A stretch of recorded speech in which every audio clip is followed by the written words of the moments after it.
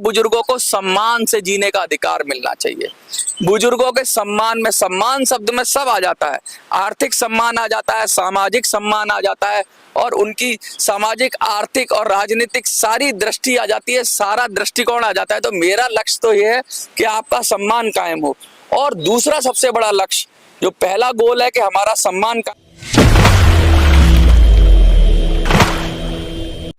नमस्कार, मैं हूं मनोज सुराजी और लगातार हम जो बात कर रहे थे EPS 95 की, आज आपको क्या लग रहा है कि मैं ये फूलों के बीच में क्यों खड़ा हूं?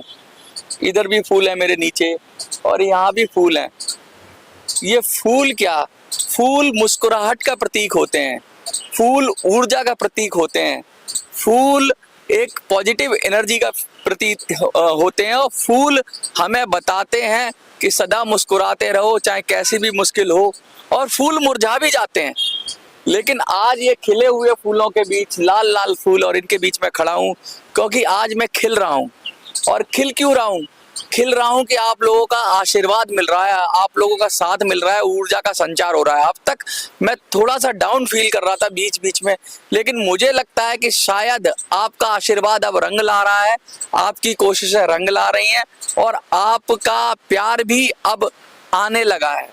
मैं इसलिए क्यों बोल रहा हूँ? इसलिए क्योंकि लगातार जो हम बात कर रहे थे कि हमें फंड की शॉर्टेज पड़ रही थी, तो कल बॉन्डी जी ने, जो नरसिम्हा बॉन्डी जी हैं, नरसिम बॉन्डी हैदराबाद से, उन्होंने बीड़ा उठाया, टीम बनाने की बात की। और आज पंजाब से खबर आई है, पंजाब में भी टीम तैयार हो गई है। पंजाब में उनके बेटे का नाम पढ़ूंगा जिन्होंने ट्रांसफर किया है, मोहित जी ने कंट्रीब्यूशन भेजा है, और उन्होंने, पंजाब की टीम ने कहा है कि हम 10-12 लोगों से बात कर रहे हैं और हम सब मिलकर आपको सहयोग करेंगे।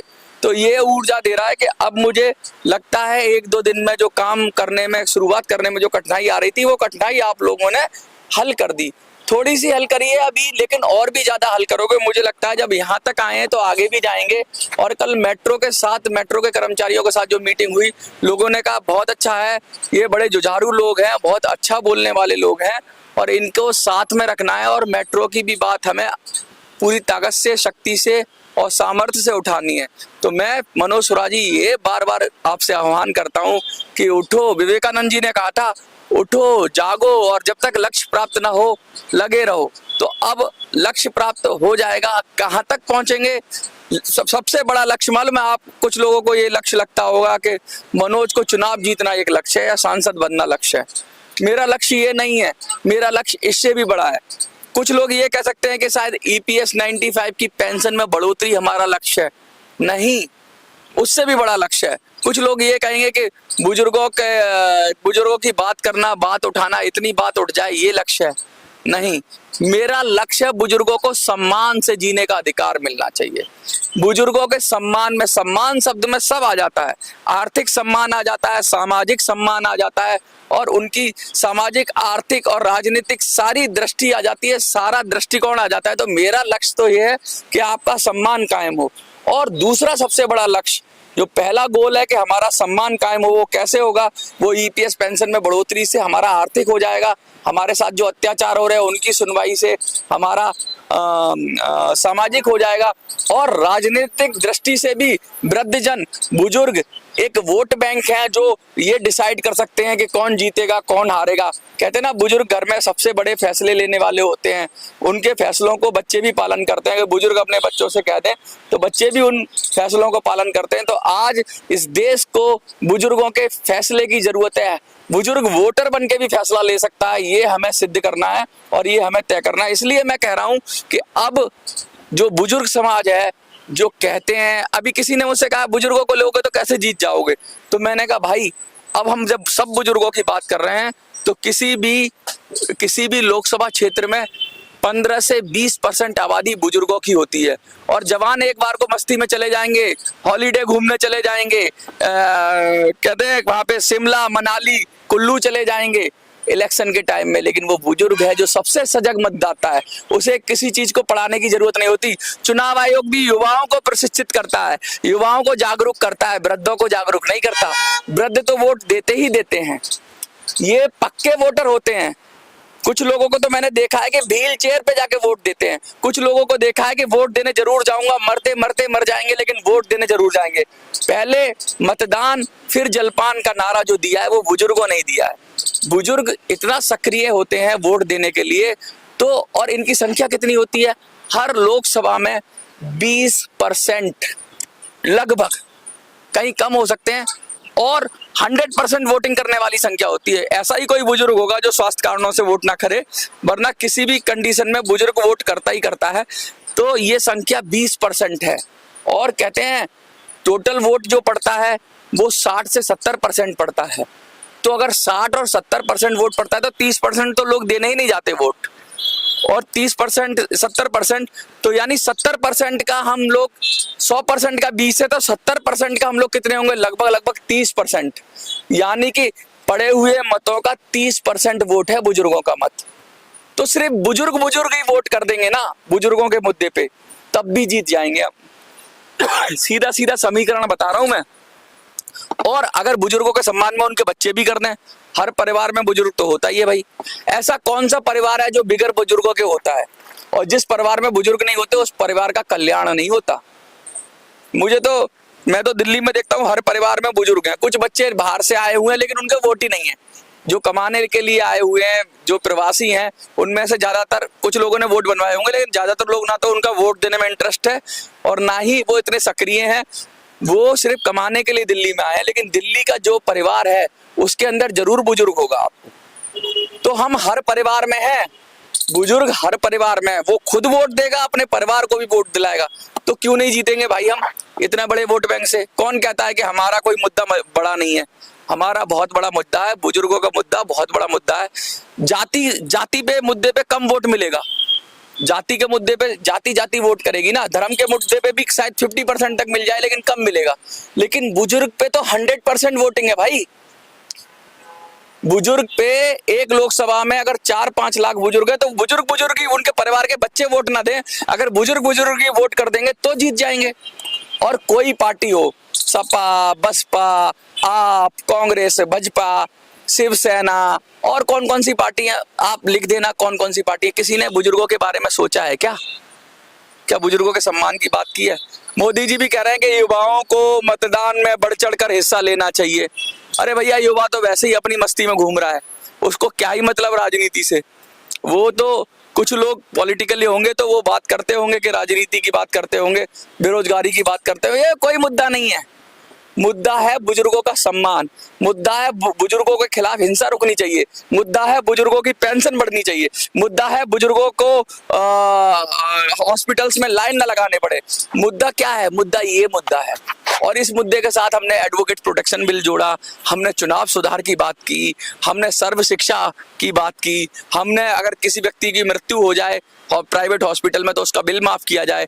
हमने इतने सारे मुद्दे उठाए, हमने मेट्रो के कर्मचारियों की बात की। तो ये सब हमने मुद्दे उठाए हैं। ऐसा नहीं है कि हम बुजुर्गों के, हम और भी समाज के मुद्दे उठा रहे हैं, लेकिन हम बड़े सेंसिटिव मुद्दे उठा रहे हैं। हम बड़े दिल को छूने वाले मुद्दे उठा रहे हैं और हम लोगों के दिल में उतरेंगे। मैं आपको कह दूं, एक वीडियो वायरल होने की देर है बस। वो हमारी अभी कोई वीडियो वायरल नहीं हुई है। अगर एक वीडियो वायरल हो गई, बड़े बड़े छोटे छोटे चैनल्स की वीडियो वायरल हो जाती है, अगर एक भी वीडियो वायरल हो गई तो मैं बता रहा हूँ किसी को कुछ कहने की जरूरत नहीं पड़ेगी। लोग अपने आप उठ के चले जाएंगे। ये मुद्दा ऐसा है, ये मुद्दा इतना मार्मिक है, ये मुद्दा इतना सेंसिटिव है, ये मुद्दा इतना जेन्युइन है, इतना जेन्युइन। मैं ये कह रहा हूँ कि बिल्कुल 700-800 रुपए में जीवन चलता है क्या यार? 700-800 रुपए में कुछ नहीं होता। ये मुद्दा बहुत ही जेन्युइन है। ये मुद्दा लोगों को समझ में आ रहा है। किसी से भी बात करो आप, पहला उसकी जो पहली प्रतिक्रिया होगी, यार अन्याय है ये। किसी अमीर से बात करो, किसी गरीब से बात करो, किसी दलित से बात करो, किसी सवर्ण से बात करो, किसी ओबीसी वाले से बात करो, उससे पूछो, युवा से बात करो, महिला से बात करो, बच्चे से बात करो। मैंने करके दिखाया। मैंने एक छोटी सी बच्ची से पूछा तो उसने बताया, क्या बताया उसने यही बताया कि 700-800 रुपए में तो हमारी पॉकेट मनी होती है आजकल। और देखिए लगातार मेरा फोन बज रहा है और अभी भी देखिए मेट्रो के तरफ से मेरा फोन बज रहा है। लेकिन मैं ये बोलूंगा, बबलू जी 2 मिनट इंतजार करिए, मैं बाइट कर रहा हूं, मैं अभी आपको कॉल बैक करता हूं। देखिए ये मेट्रो के लोग हैं और ये लगातार ये बात कर रहे हैं, ये लगातार तैयार कर रहे हैं। ये कह रहे हैं भैया काम बताओ कहाँ जाना है। पैम्पलेट छपने में 2 दिन तो लगेंगे, तो मैं 2 दिन तक, ये टीम तैयार है, सब टीम तैयार है और मैं आपसे आके बात कर रहा हूँ। आज थोड़ा समय मिला मुझे तो मैं फूलों के बीच आ गया और फूलों की खुशबू, मैं चाहता हूँ कि आपके जीवन में भी फूलों की तरह खुशबू आए, आपका भी सपने साकार हो। और जीत और हार, कहते हैं मनोज, कुछ लोगों ने कहा मुझे, अरे चल तेरे, तू 80 साल का हो जाएगा ना तब भी तू कुछ नहीं कर सकता। मैंने कहा मैं कुछ नहीं कर सकता, मुझे पता है, मैं जीत नहीं सकता, मुझे पता है, लेकिन बुजुर्गों को आप हरा नहीं सकते हो। ये मेरी लड़ाई थोड़ी ना है, ये मेरा मुख्य उद्देश्य क्या है, मैं ये कह रहा हूँ ये सबकी लड़ाई हो जाए, सब इसमें शामिल हो जाएंगे तो जीत जाएंगे। अकेला मनोज तो हारा हुआ है, लेकिन अब मनोज अकेला नहीं है, मनोज के साथ 30 या 35 लोग खड़े हुए हैं, वो लोग जो ईपीएस पेंशनर है जिन्होंने सहयोग भेजा, 30-35 लोग वो, और दिल्ली के लोग, चाहे वो मेट्रो के कर्मचारी हो, ये लोग, ये अलग से।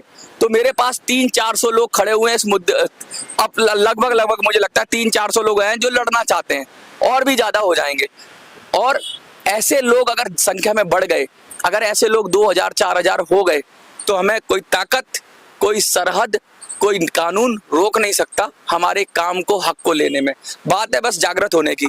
आपके दिल में अगर जग जाए बात, आपके जज्बात जगने चाहिए, आपकी हिम्मत जगनी चाहिए, आपका हौसला जगना चाहिए, और आपके अंदर ये कहना चाहिए कि हाँ मैं भी इस लड़ाई में भागीदारी करूंगा, ये विश्वास होना चाहिए, जैसा लोगों में हो रहा है।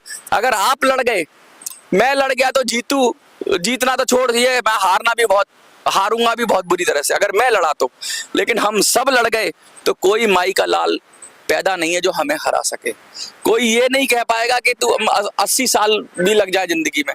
मेरी कोशिश यही है, मैं अकेले नहीं चाहता, मैं लड़ाई आपके साथ लड़ना चाहता हूँ, और मेरा साथ दो, मुझे सहयोग करो, मेरे कंधे से कंधा मिला के लड़ो, और कंधे से कंधा मिला के आके मत लड़ो, लेकिन सहयोग करके लड़ो। अगर आपका एक सहयोग आएगा तो मैं फिर यहाँ पर 4 गुना शक्ति से लड़ूंगा। जैसे मुझे आज ऊर्जा मिली है, ऐसे ऊर्जा मुझे देते रहना, और मेरा मनोबल गिरने मत देना। मैं आपसे रिक्वेस्ट करता हूं कि मेरा मनोबल मत गिरने देना, और जो भी मेरा मनोबल गिराने की कोशिश करे कमेंट में, उसको आप स्वतंत्र हो, उसको उसकी भाषा में जवाब देने के लिए। अगर कोई बदतमीजी करता है तो पहले उसको प्यार से समझाओ, और नहीं समझता है तो आप आजाद हो अपनी भाषा में उसको समझाने के लिए, क्योंकि मैं बोलूंगा तो अच्छा नहीं लगेगा, क्योंकि वो भी शायद बुजुर्ग हो। लेकिन अगर वो नहीं मान रहा है बार बार कहने के बाद भी, और बदतमीजी पे उतारू हो रहा है, तो उसको समझाना पड़ेगा कि भाई यहाँ से दफा हो जाओ, हमें लड़ने दो, हमें अपना काम करने दो, और हम सब मिलकर लड़ेंगे। मुझे उम्मीद है कि जैसे ये 30-35 लोग जगे हैं, ऐसे और भी लोग जगेंगे, और हमारे जो लक्ष्य था, 450 लोगों ने जो प्रॉमिस किया था, वो प्रॉमिस वो लोग पूरा करेंगे।